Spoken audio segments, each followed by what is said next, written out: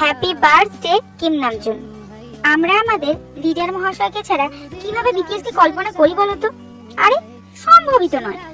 তিনি ছিলেন একজন প্রতিভাবান মেধাবী ছাত্র এবং তিনি একমাত্র এমন মেম্বার যে বিটিএস এর মধ্যে সবচেয়ে ভালো ইংলিশে কথা বলতে পারেন।